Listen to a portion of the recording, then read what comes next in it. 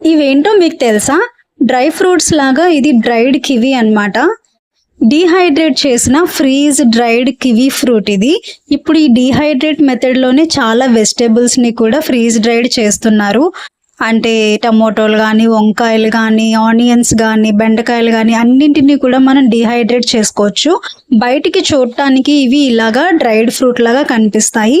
So వీటిని లోపల చూస్తే ఒక 20% వరకు మనకి ఫ్రూట్ పచ్చిగానే ఉంటుంది.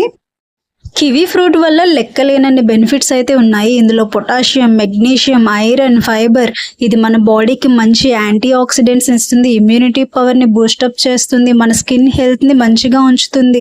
సో ప్రతిరోజు దీన్ని ఒక స్నాక్ లాగా తీసుకోవడం చాలా మంచిదని చెప్తాను నేనైతే.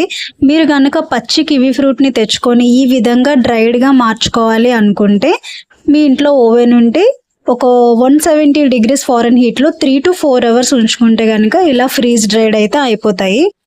వీటిని ఫ్రీజర్లో స్టోర్ చేయాల్సిన అవసరం లేదు, ఎయిర్ టైట్ కంటైనర్లో స్టోర్ చేసుకున్నా సరిపోతుంది. మన టేస్ట్కి తగినట్టుగా షుగర్ యాడ్ చేసినవి, no sugar added kiwi dry fruits కూడా దొరుకుతున్నాయి.